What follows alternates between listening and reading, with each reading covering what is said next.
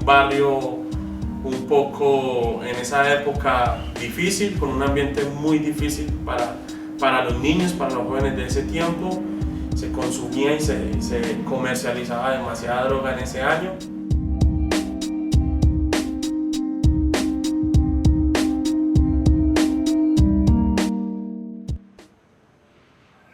Mi mamá comenzó a llevarnos a la iglesia muy pequeños siempre, con el deseo de que aprendiéramos allí muchas cosas acerca de lo que Dios quería hacer en nuestras vidas.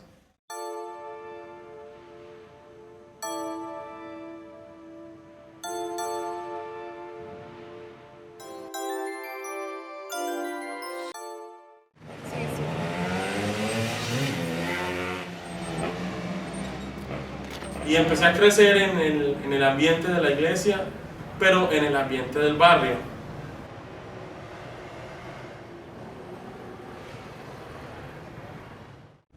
Y aproximadamente de edad de 12 años yo empecé a aislarme un poco de las cosas de la iglesia.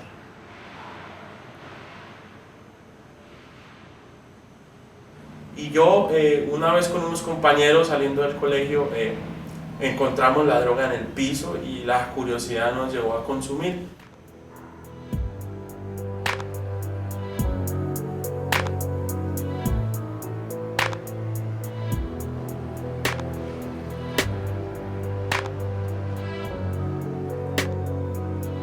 Realmente no había imaginado la puerta que estaba abriendo en esa tarde. Duré aproximadamente 4 años a escondidas de mi familia consumiendo drogas, y para poder solventar ese estilo de vida pues tuve que empezar a cometer actos en contra de la ley y empecé a sumergirme en una vida que la verdad nunca me lo imaginé que iba a llegar tan profundamente. Empecé a crecer, ya tenía 20 años, 21 años. Tuve que irme de la ciudad de Medellín, tuve que irme de mi casa y me fui hacia la ciudad de Armenia, allí, a un centro de rehabilitación, pero no estaba preparado para un cambio en esa época. Ahí estuve aproximadamente un año y me volé de ese centro de rehabilitación. Y empezó mi vida a caer en un profundo abismo que yo nunca pensé que iba a salir de aquí. A mí un día de la mañana me cogieron, me subieron a un carro y fue una de las cosas más tremendas que Dios me permitió vivir. Y allí me montaron a un carro y me llevaron a una dependencia y allí me hicieron agachar. Era una persona muy peligrosa en esa época, yo participaba en muchas cosas y tenían fotos mías ya acerca de lo que hacíamos. Y recuerdo que esa tarde me sentaron en una esquina y cada hombre que entraba allí me golpeaba con su arma, me golpeaba con sus manos, me daba patadas, me amarraron de pies y manos y me pusieron una bolsa de plástica en la cabeza y me montaron a la cajuela del carro. Y cerraron el carro como por 1 hora y yo pensé que iba a morir esa tarde.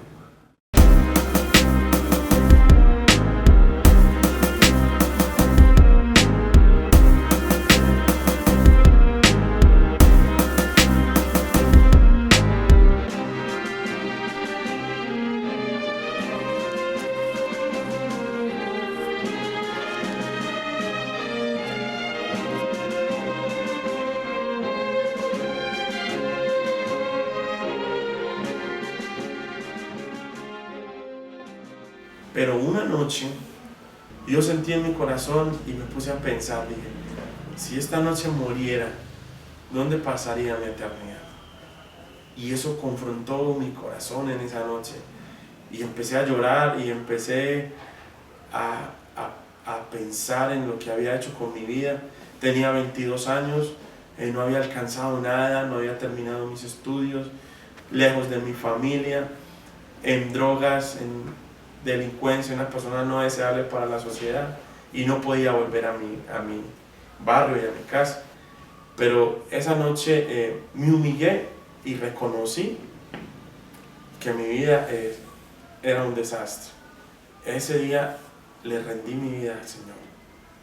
Esa noche me rendí delante del Señor, estaba solo en esa sala y hice una oración.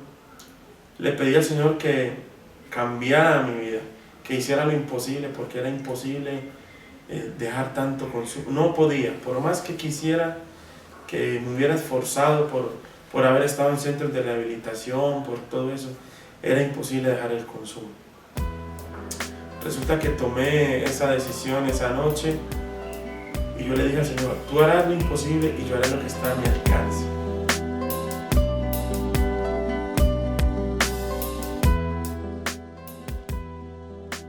Dios empezó a tratar mi vida, el deseo de consumo, el deseo de estar en la calle, el deseo de volver a esa vida empezó a perder mucha fuerza.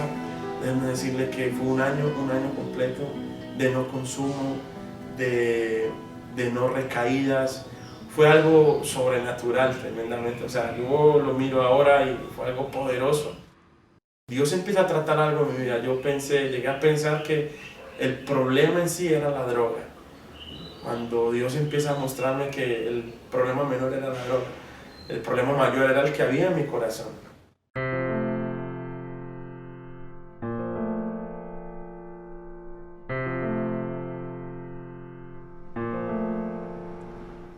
Allí empecé a conocer a mi esposa.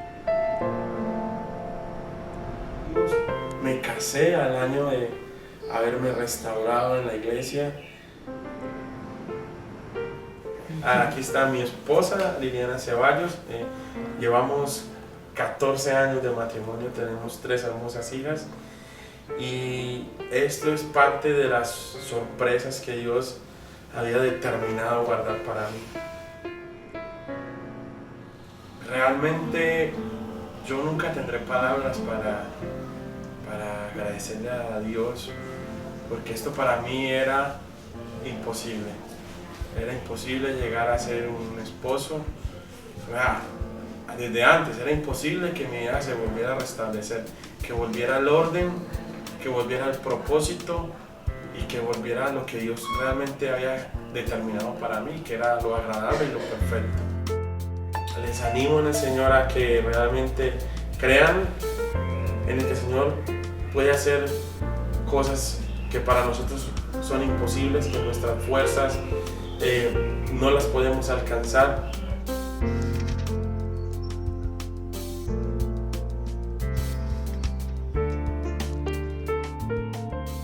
Nunca es tarde para Él. Es rendir nuestra vida, es dejar que Él confronte nuestra vida, es rendirnos delante de Él y creer en su palabra, en lo que Él puede hacer.